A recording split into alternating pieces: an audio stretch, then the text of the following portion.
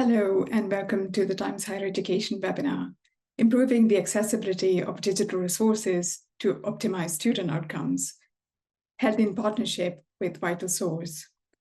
Digitalization of higher education has introduced many opportunities for creating more inclusive, equitable, and accessible learning environments for students.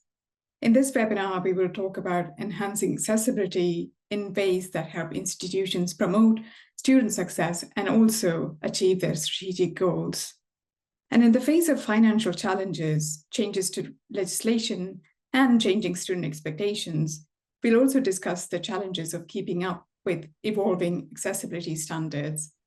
My name is Sridhu, and I'm the Deputy Editor for Branded Content at Times Higher Education. Before we get started, I would like to mention that this webinar is being recorded. We'll share an on-demand video and a summary article with all the participants after the webinar. We'll also be taking questions from the audience, so please use the Q&A function to post any questions you would like to ask the panel, and we'll answer as many as we can. We have a brilliant group of panelists joining us from different parts of the world, so let's start with a quick introduction of the panel. Elisha, could we start with you? Yes, hi, good morning, everyone. My name is Elisha Allen. I'm the Director of Online Strategies and Academic Technologies at the University of New Mexico. Thank you. And your views? Hello, everyone. My name is Georgios Korbas, and I'm the Director of Teaching Development at Ali Imam University in Saudi Arabia. Thank you. Rick? Hello, everyone. Rick Johnson with VitalSource, one of the co-founders, as well as running our solutions engineering and accessibility work. Thank you. And finally, Trey. Hello there. My name is Trey Knatzer. I'm the Assistant Provost for Teaching and Learning at the University of Kentucky. Thank you. With the increasing reliance on online learning platforms, universities are still addressing gaps in accessibility to ensure that every student has the chance to succeed. So I would like to start by addressing the importance of accessibility in fostering student success. Could you share your views on the ongoing relevance of accessibility initiatives in higher education? And what impact do they have on enhancing inclusivity and student success? Who would like to get us started? Sure, I'll go first. When you talk about student success, at VitalSource, we look at that as really meaning three things. Is the content, the learning content they're getting access to affordable? Is it engaging? And does it really create effective learning? And that only gets done if you have not only effective insights into what's happening and using your ecosystem at an institution, but if every student can gain access to it. And accessibility becomes a baseline then. If I just need help, such as the glasses I'm wearing here, and need to adjust a font size, or if I need greater help with cognitive or motor skill issues, that accessibility capability in the learning environment is key. And you have to have that, or the students are unable to succeed. They're unable to really start that process and continue that learning process. I'll jump into and kind of follow up with what Rick's saying with some institutional context from where we're coming from at mine, the University of Kentucky. We are in the United States what we call a land grant institution that has a strong tie to serving the state that we're in, a public service kind of university. And given that mission, it's absolutely critical for us to be thinking about how everyone in Kentucky and beyond can have access to the public good of the education that we offer at our institution, and particularly in recent years as expectations and oversight and issues around the nature and purpose and outcomes of higher education is an increasingly volatile conversation with increasingly high stakes implications for our institutions. It's becoming more important for us to be intentional as to how we're showing that every student has access to the resources that we're offering in terms of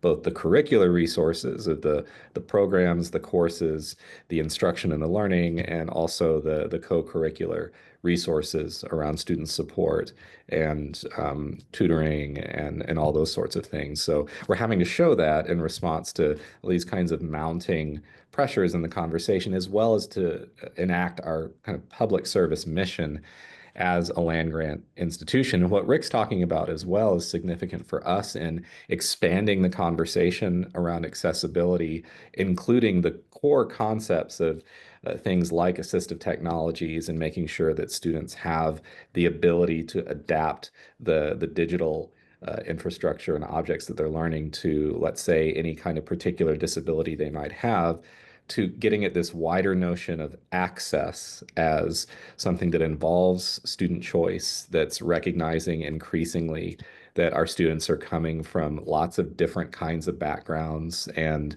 that in the United States, our traditional understanding of where a student might be in their life and what other things they might have going on in their life is no longer an assumption that we can make about a lot of our students. And so that adaptability is increasingly important for access broadly construed so that students can indeed pursue the education. And in particular in Kentucky, we're looking at a lot of students who may have done college and then stopped and didn't finish their degree. And we're looking at how we can take advantage of that population and say, you know, we're here to serve you as well to finish your degree later in life that you maybe didn't, you know, finish before. So I'll leave it at there for others to respond. Following up on that, I think accessibility has it can have a number of different definitions. There's in the United States the legal definition related to the American with Disabilities Act, and making sure that things are accessible. But as you've heard my fellow panelists talk about, there's all kinds of different ways that we need to plan for access. And in New Mexico, we're a very geographically dispersed state. There are a lot of citizens who don't have the ability to get to a physical location near them. And so online learning becomes one way of providing some of that access. At my institution, we also are we've been recognized as a high economic diversity campus. I think over 40% of our students are Pell eligible, meaning that they're receiving federal financial aid based on their family's financial situation. And so that's another kind of access that we think about in terms of economic access. On the actual accessibility of materials as an accommodation, I think too often that gets thought of as an afterthought, where it's like, oh yeah, well we might have some deaf students in this class, so let's make sure that we have closed captions, or that we're going to have video descriptions because maybe there's a blind student. But the reality is, if you take a broader look at something like Universal Design for Learning, providing those closed captions doesn't just help the student who has difficult time hearing. It helps the student that has other cognitive issues where reading those text captions provide an additional support. And it helps students who may not recognize that they have any kind of disability, but maybe they have time constraints, and the ability to look at a transcript and to sort through a video to get specific context out of that is a support. And so that's where I think we need to reframe the conversation about accommodation as really what we're trying to do is deliver education, and that universal design philosophy means design it once, and it is inclusive. To continue on a couple of points that Elisha mentioned, for example, online learning, I'm curious, what opportunities does online learning and digitalization more broadly present for improving accessibility? And why must this remain a priority for institutions in their digital strategies, as you mentioned? Your views, would you like to come in on that point?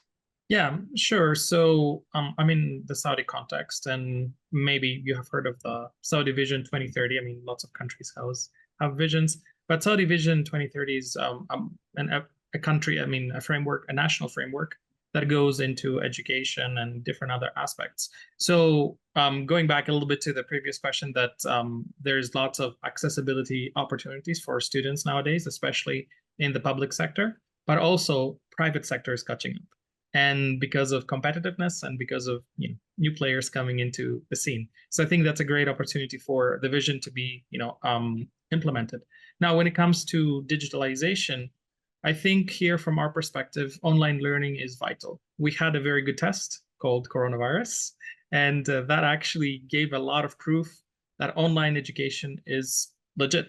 It happens, it has access, it provides access to lots of people, and to underprivileged, to people that cannot afford to go, as my colleague said, to a physical place. And that gives opportunity. Going back to Elisha's that said that multimodal education, you have a deaf student, you have a blind student, you have all of those. And I think with the tools that are available nowadays, it has become, so many ample opportunities. And from my perspective here in Saudi, I see that there are frameworks being developed in order to formalize, for example, centers that can do that, educational institutions, and of course, universities that can provide those opportunities to the students. Would anyone else like to come in on that point about making sure that accessibility remains a priority and not a secondary thought, as Elisha said?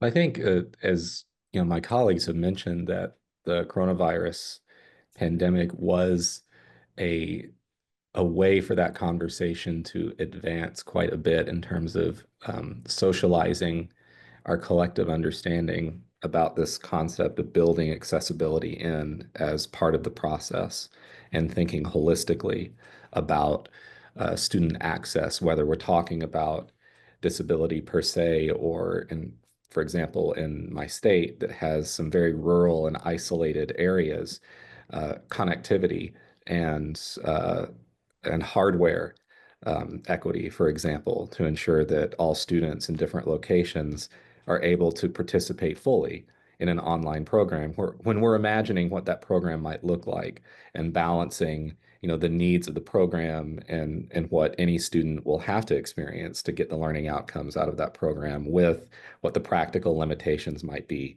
in terms of where they are, what they would have access to in terms of resources, and what, as an institution, we're able to kind of provide both physically in terms of devices and infrastructure, as well as kind of pedagogically in terms of the instruction. So with the online space too, I think that since 2020, we've learned a lot of lessons that are translating kind of across the teaching and learning spectrum, to where that division, at least in kind of my area between online learning and residential learning, is starting to fade away or blur a little bit, where we're learning a lot about what can make all kinds of teaching and learning a bit more accessible for all students, that like Elisha's talking about, in terms of, whether we're having captions or whether we have the ability to replay a video or to change the speed of a video that we're watching.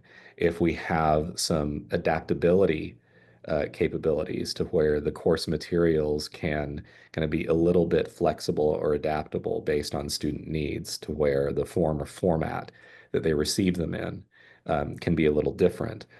Doing that across the spectrum, I think, is changing a lot of our outcomes as well. We're learning that from the online space, which has been a place where we've seen these ideas kind of really, trial by fire in that space. And then we're seeing how they can improve the learning across the board. I imagine it's really important to engage with students directly to understand their experiences and barriers they face. So what's the role of communication and feedback from students in identifying the challenges they face in their academic journey? I think this is a key role. Yeah, one of the issues that I know for our company in delivering and being that provider of learning materials, it's all about discovery. How do students find the information in the format that they need and be able to get a hold of that? There's an interesting study came out of the World Health Organization a couple of years ago that talked about, in terms of worldwide, lots of people with a disability, over 1 billion people is who they identified. But in higher education specifically, of the students who have a disability, they found that only about 37% of the students actually identified with the college around their disability and sought help.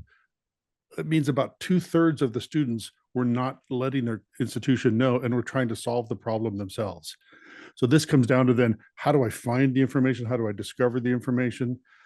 There's some great guidelines and help around that with what's called metadata in terms of identifying from the publisher. Here's what I've done. Here's the alt text I put in. Here's the reading order I put in, things like that to help people.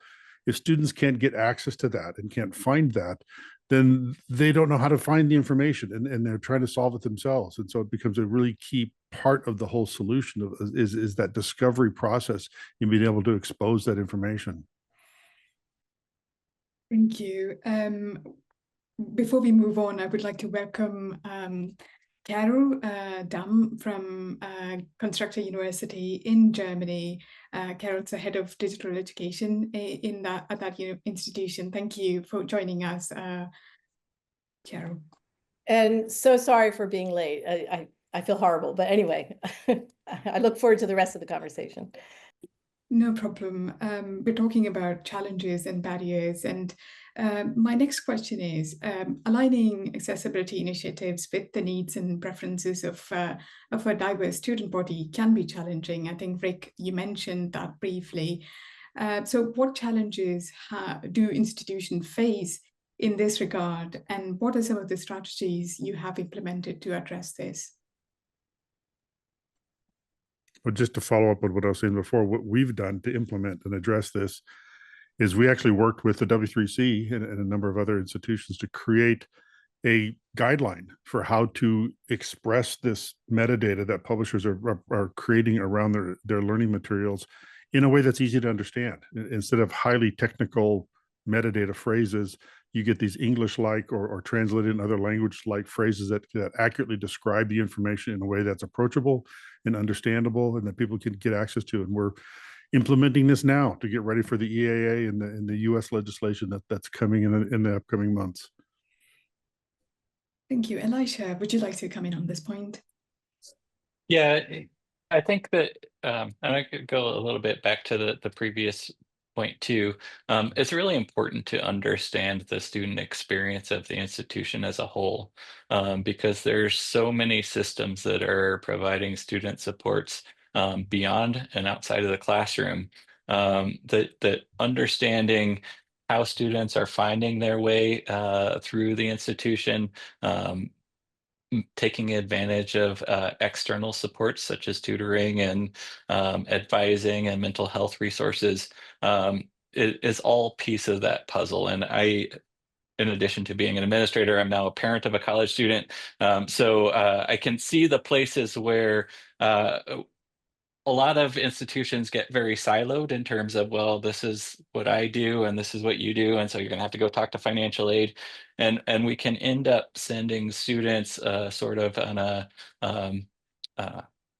wild goose chase around campus, trying to figure out how to solve their issue, and that's doubly important or difficult when we have a student who maybe has a visibility impairment or some other disability that makes it more difficult to function in the way that other students do. To that end, at one point I had hired a blind student, and their job was to go through our systems and experience the university through their lens and provide us feedback so that we could start to sand those rough edges out and provide a more seamless experience. I think just to kind of expand on that point too, that the siloed nature can be a challenge on the end of course production and faculty support as well on the flip side, and thinking about, in addition to the student experience part, where you can have in your org structure kind of divisions that are both organizational, but then also cultural in the institution, between the units that might be directly involved in the course production or maintenance of online programs, the units that are involved in supporting students with disabilities, and the units that are involved in the faculty development and the faculty-facing activities. And it can be really strategic to find a way to step across those barriers, because you can't always just reorganize your institution because you want to, but finding ways to where those folks can be in communication and can have like a really collaborative relationship is kind of critical to where, for example, I oversee a Center for Teaching and Learning at my institution, and we have a dedicated position that is the liaison to our Disability Resource Center, and works a lot with our online support unit to ensure that we're always kind of in a constant collaboration state when it comes to standards of accessibility and the ways that we're communicating that, because we also want that to be kind of consistent across the institution of how we're talking about accessibility standards and expectations and how we're presenting that to faculty so that they don't get it one way in one area, a different way in another area, and they're sort of unclear as to what, you know, they're supposed to be doing. I guess Julius, from your perspective, have you had similar experiences at your institution? Yeah, I think it's global and it's universal that we are also facing all of these issues. And I think, and I'm gonna follow up on something that Trey said, that faculty awareness, faculty empowerment. I mean, I work at the institution that has 3 colleges, and I want to call myself lucky enough that I get to see all 3 colleges because my course is interdisciplinary. So everybody has to take, you know, some of our courses, and there are, you know, learning differences. There are different students. There are students with disabilities, learning disabilities, all different kinds of aspects that are being siloed in their college or their department. But then when you see them like in courses that they can take, you know, with other people, then they're kind of like exposed. So you see them like more broadly. And you say, you know, it's not like 2 students in the Department of Industrial Engineering is 15 students at the institution, right? So you see that like in a more exposed way. And as I'm involved in the Teaching and Learning Center at our university, this also gives us, you know, scope to what kind of professional development do we need to give to our faculty, and more, I would say, not so much professional development, but awareness. So like we do, you know, call in the ADHD Society, for example, to come and give an awareness session, both for students and for faculty. And we see like, you know, that people recognize their the lack that they may have in being aware of what it is, or different kinds of other learning difficulties that, you know, in our part of the world, it's not so common that people are going to accept. And then it's not just the institution, it's also the parents, the administration, and so on and so forth. So I think we're in a good way making those awareness sessions very productive for our faculty, and I insist for our students, because that, going back to Rick, it's the student experience that we want them to have. So you've identified empowering staff and faculty members to integrate best practice into teaching and learning, and processes is also really important to creating a inclusive learning environment. So how can institutions best support staff in this process and promote continuous training and awareness around accessibility? What strategies have you taken at your institutions? So this is Carol. So when you talk about staff, are you talking about faculty when you include staff? Because I think, for me at least, the primary focus is faculty. And so I can't talk to as much the experience where I'm currently at in Germany, because it's a very diverse student body. Over 100 different nationalities are represented. So it's kind of baked into how they work, this understanding of diversity and how you accommodate it. And so they have all of those in place. But on the technical side, that's where we offer the support, is when they're using technology for teaching, we incorporate those best practices and make sure that the tools that we have include all of those elements that needed for someone who has visual impairment or other learning issues. Interestingly enough, we found for people who might be dyslexic that having a screen reader is of great value. And faculty might not be aware of that. So making sure that students know that they have these tools available, that's actually part of it as well. And that is our role. And I'm sure with a lot of you, that is the role, to let the students know what is available to them. Thank you. I also want to touch on looking from an internal perspective, how can educators and faculty members and course development teams collaborate to ensure inclusive course design? What are your perspectives on that?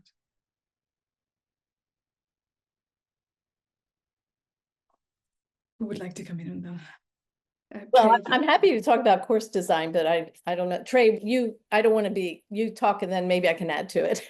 Sure. Yeah, I'll jump in and just start with some small things. And in our approach to collaboration, you had mentioned, staff versus faculty. We really don't kind of distinguish too much unless what we're doing is very focused on what one does in a classroom, between faculty and staff when we're offering our programs or kind of hosting some of our events and so on.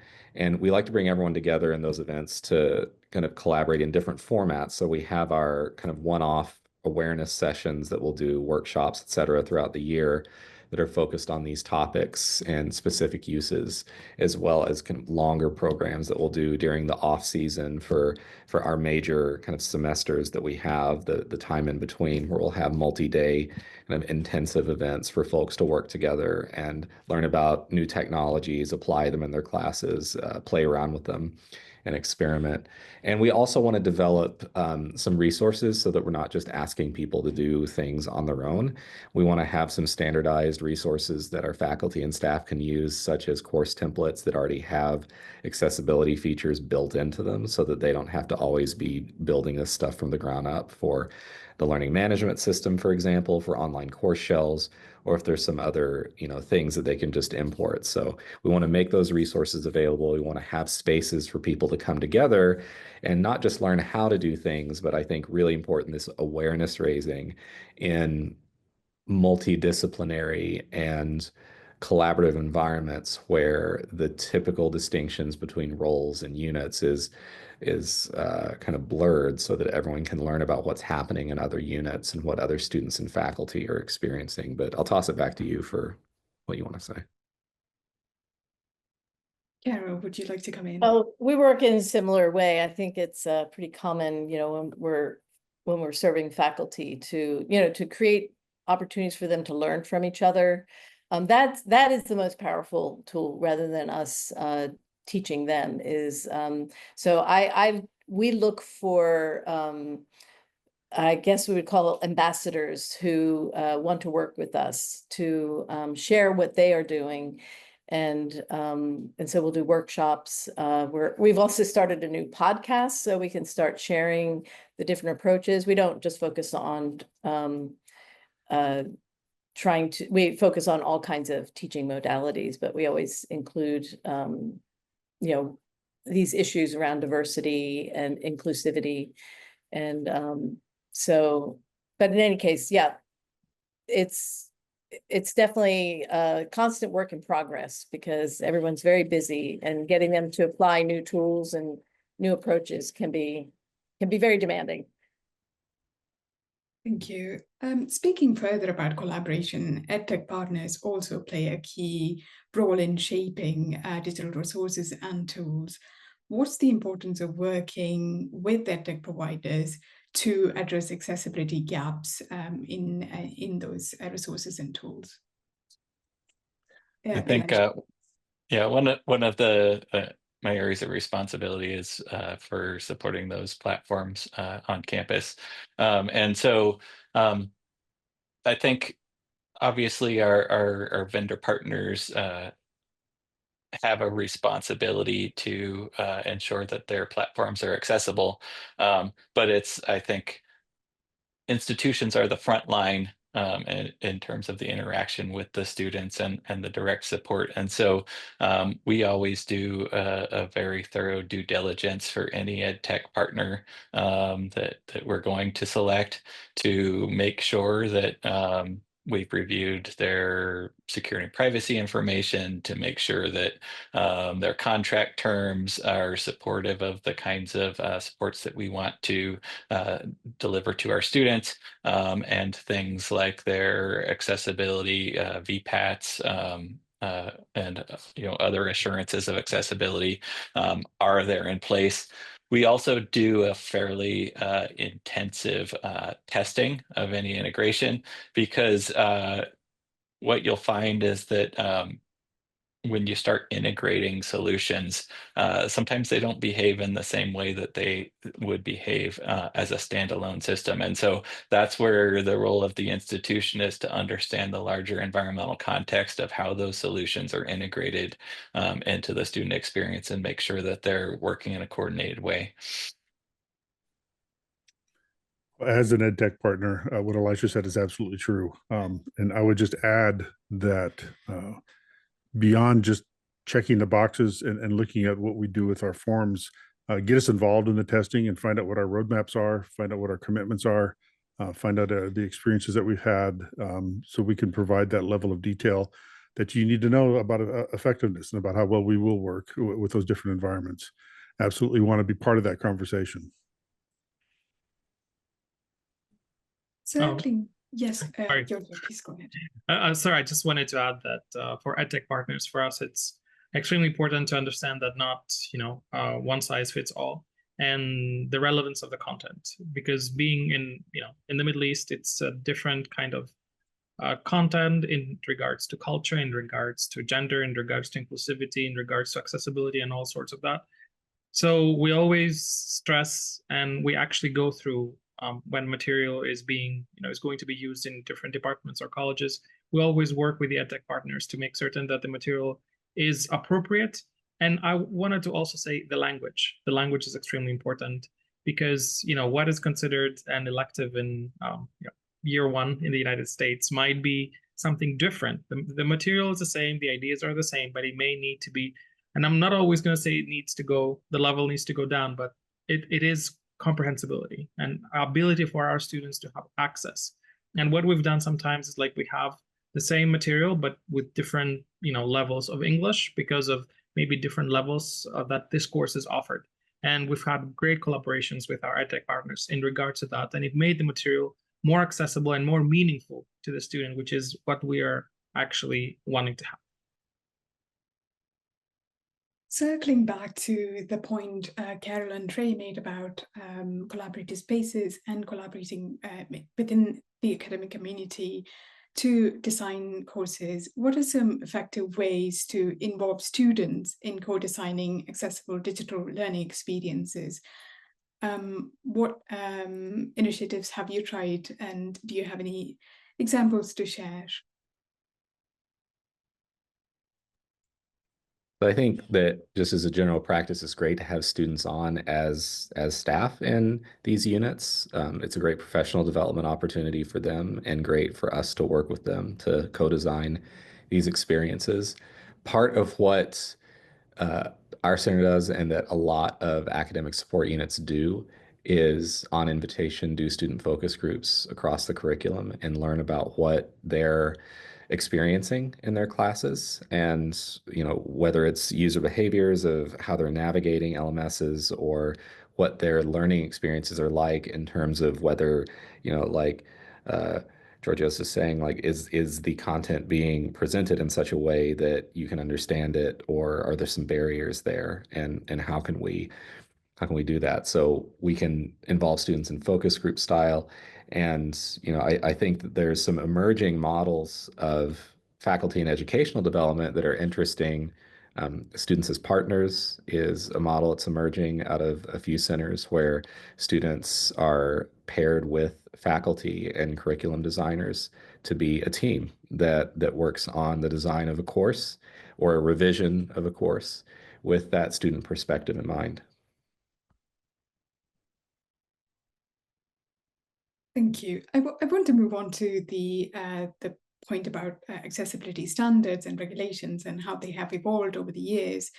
It's important to keep track and keep up with new regulations and policies, both regionally and globally, yet it can be a challenge. What are the best ways that institutions can stay informed about updates or changes to standards and regulations in this space? For me, I have a compliance team that it's actually multiple people at this point, that their job is to follow changes in national and international regulations and understand the ways that those changes do impact our obligations. And so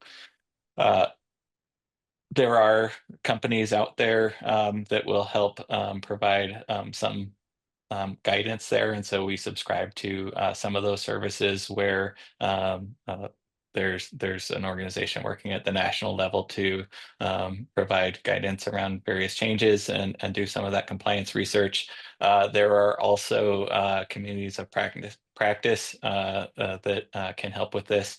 In New Mexico, we participate in the organization called WCET, which has done a lot of work at the federal level in the US in terms of both advocacy and dissemination of information about what these changes mean. But I think even more importantly than that, what some of these organizations do is provide a community of practice so that individuals at each institution don't have to answer the questions on their own. It can be a lonely pursuit, the compliance role at a university. And I think when you see these people get to a conference and say, oh, there's 300 other people that are trying to solve that same question, it provides a big sense of support and solidarity.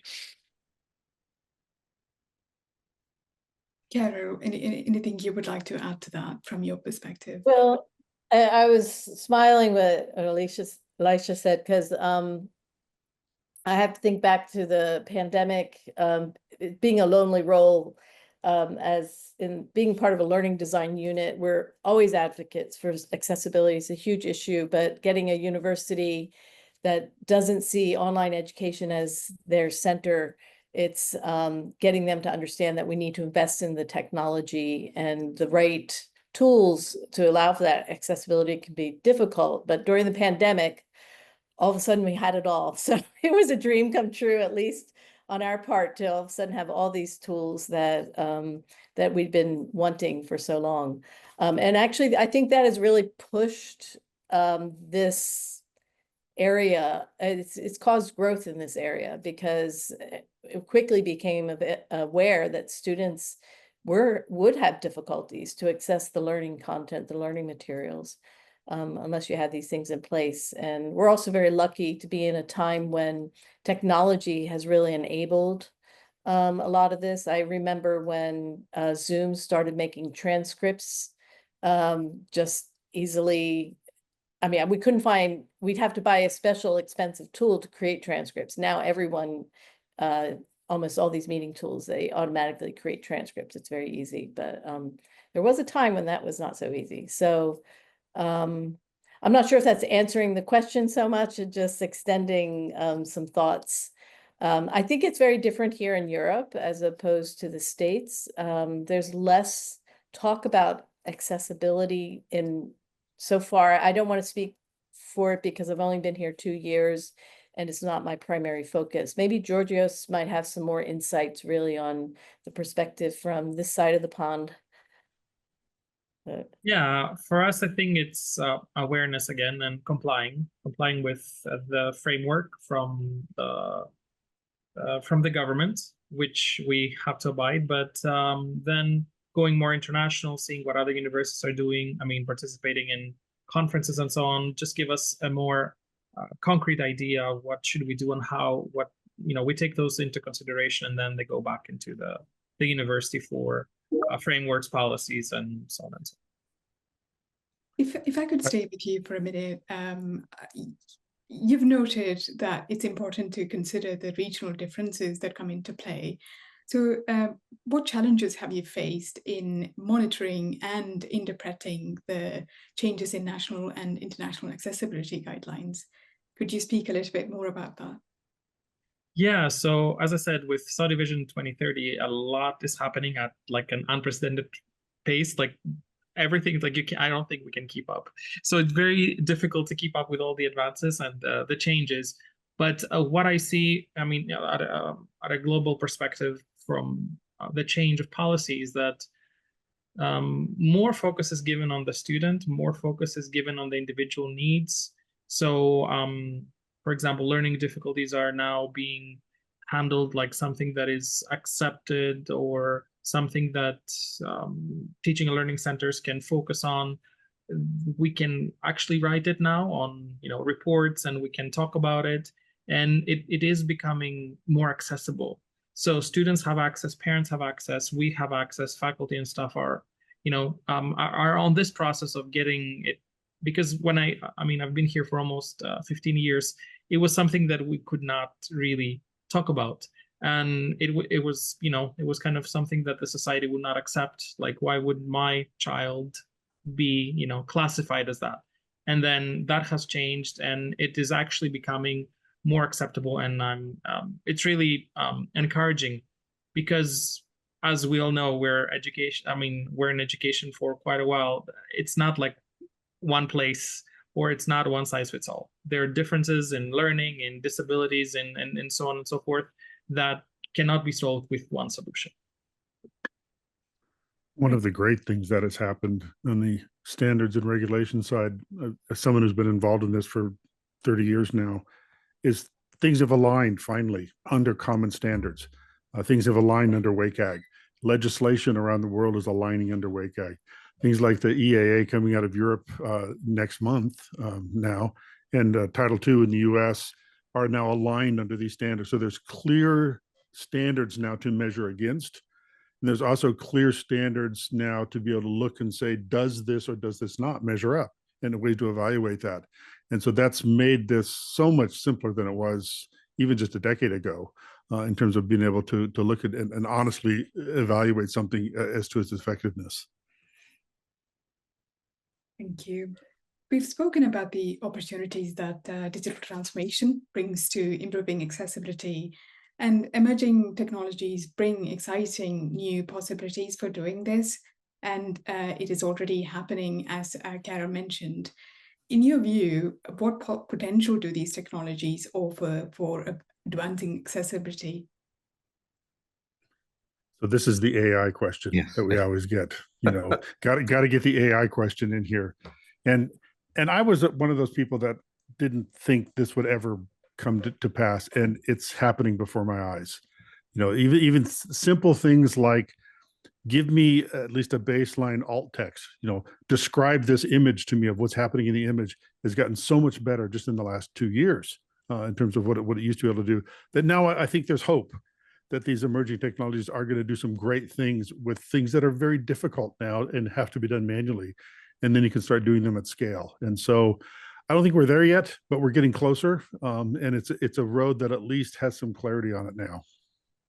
Yeah, that's kind of where I am emotionally with that one too, Rick, and the potential that we're seeing for some of the more pernicious problems in making accessible, particularly given, as one of the questions in the Q&A is asking about, resource constraints, where, you have institutions and organizations that'll have resource constraints. We don't have all the time in the world, the resources in the world to make accessible all of the curricular materials, the resources, all the unstructured data that is involved in an educational experience. And I mean, just one example of that, and perhaps when we're discussing, Title II here, among my colleagues, one of the big bugbears is PDFs, of course, where like how much in education happens on a PDF and how challenging those are for accessibility, where potentially a workflow with, fingers crossed, a low-cost AI solution can greatly enhance productivity among making accessible those courses that are relying quite a bit. And my particular disciplinary area of expertise in my teaching and my research is in the humanities. We're a text-based area of disciplines, and particularly for our online courses, that means lots of PDFs of things. And of course, the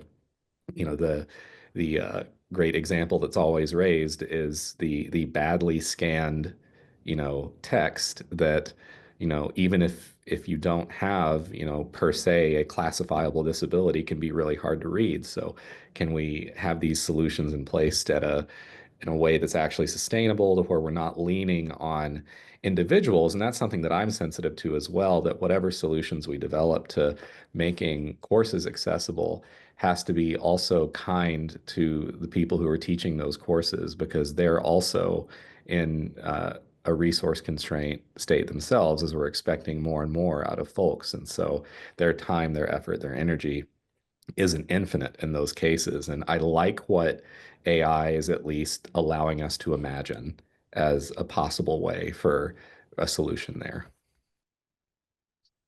I think when I look at the conversation around AI at my institution, obviously 2 years ago, the questions were, how do I prevent cheating?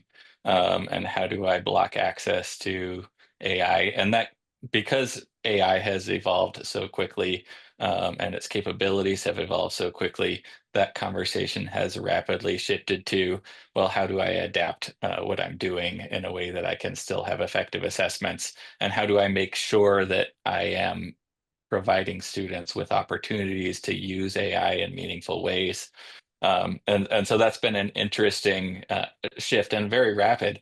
I think when we talk about AI, one of the great promises of it is this idea of personalization. And so things that are very difficult to do at scale when we require human intervention are, and I don't think we're quite there yet, but are maybe more possible with the introduction of artificial intelligence. And there's been a number of questions in the chat related to African dialects and having things in other languages. And that's just another way where we're seeing that AI and translation in conjunction, at some point that may still be 5 or 10 years down the road, have the opportunity to create more local flavors of distance education. I don't think that AI is the only solution, particularly with regard to internet nationalization. I think that language is only one part of that. The other part is a cultural affinity. And in order to deliver, say, education in Nigeria for an English-speaking or U.S. institution, I think there's got to be partnership with a local agency there that understands that cultural context and can provide the students the support that they need. Yeah, and if I can just add to that, we were just seeing how many people have access to the internet a few years back, and what was the percentage? And I would say, what is the percentage of people that have access to AI, right? And I just wanted to, I was at a conference a few weeks ago that one of the speakers was talking about. We're still at the beginning. We're still at the, what do we call, the narrow intelligence, or the weak AI, where we use chatbots, LLMs, and so on and so forth. So we're not there.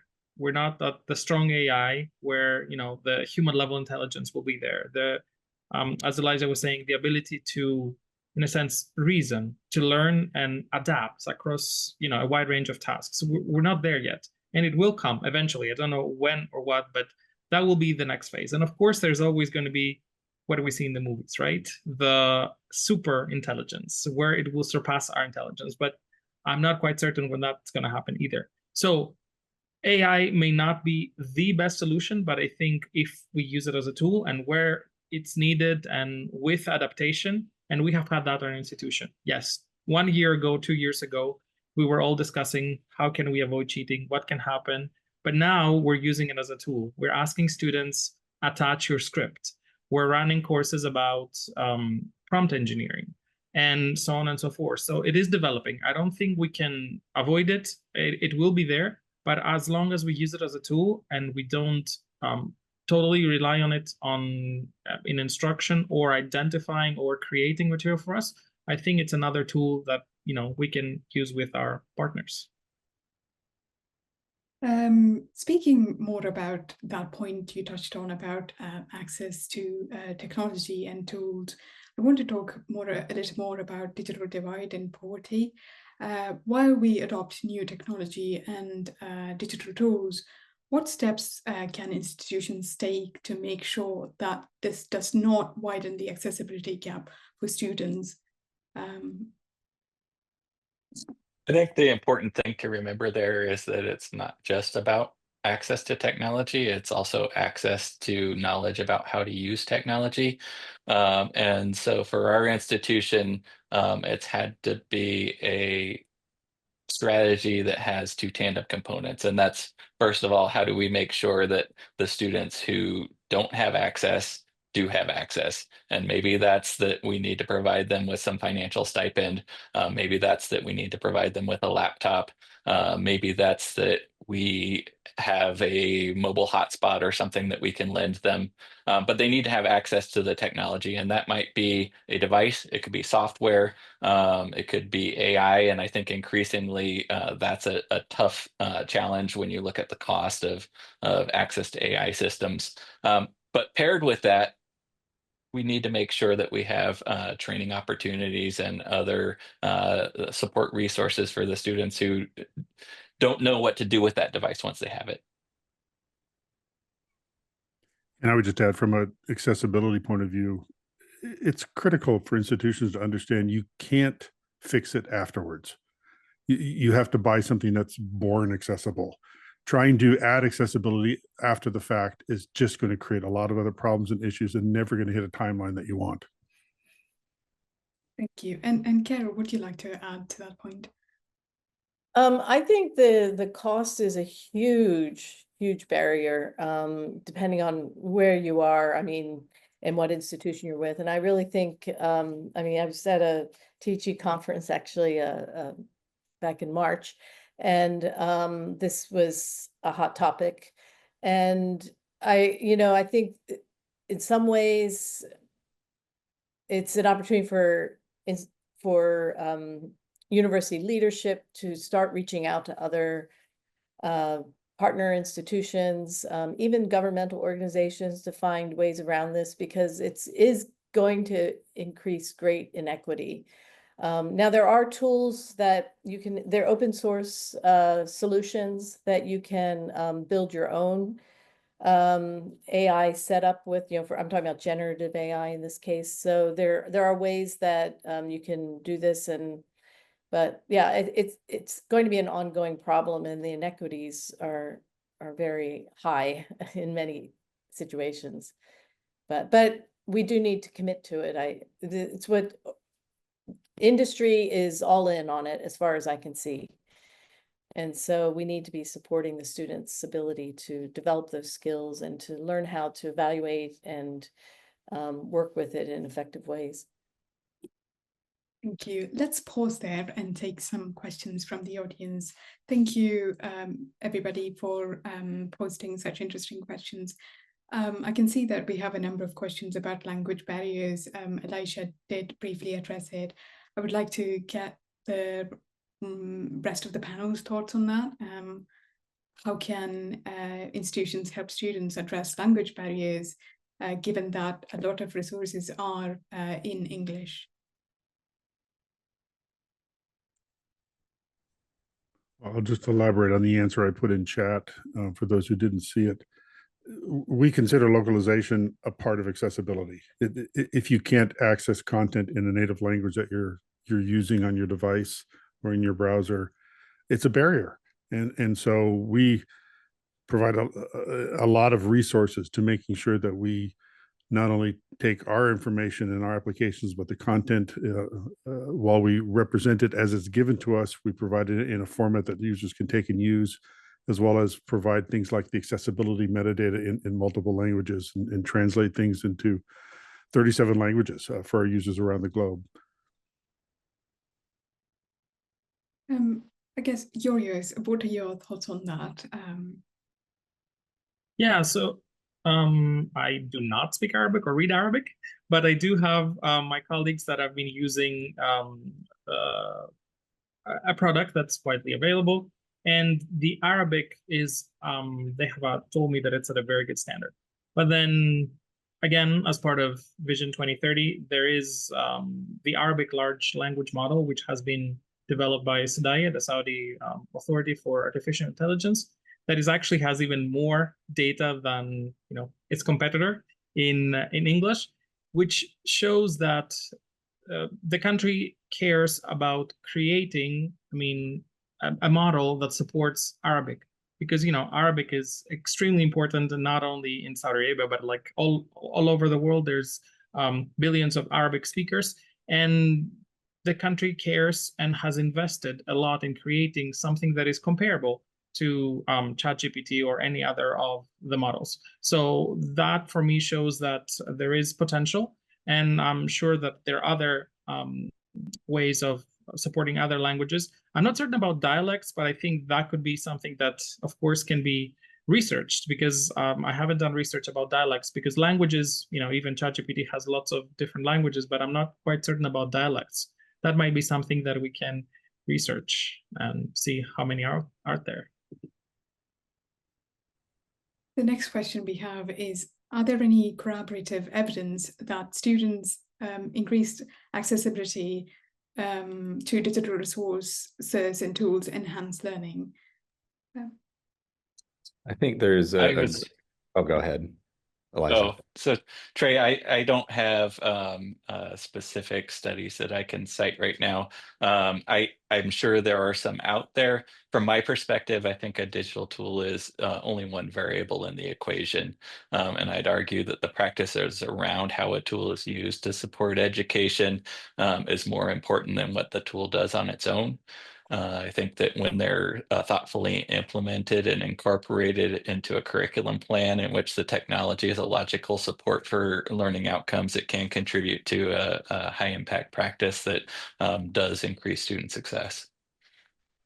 Yeah, no, I'll just add that the research we publish. And so if you want to read it, you can go to research.vitalsource.com and read what our learning scientists have published on this.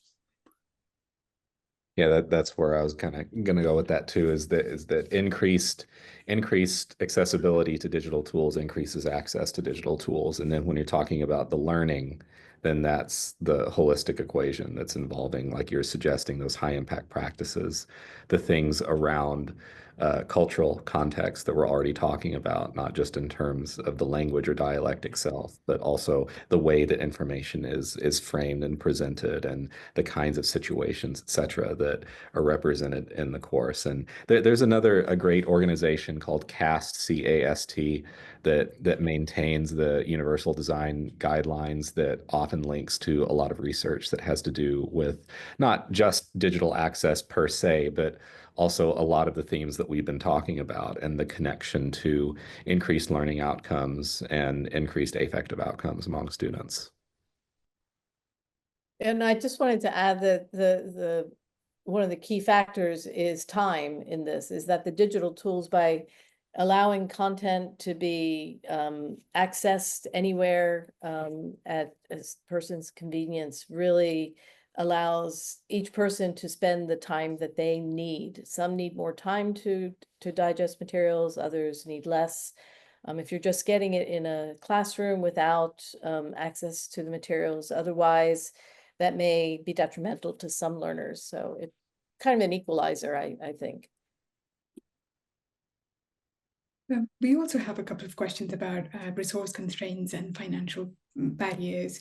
So what are your thoughts on how institutions can balance innovation and flexibility and accessibility with financial challenges and budget constraints?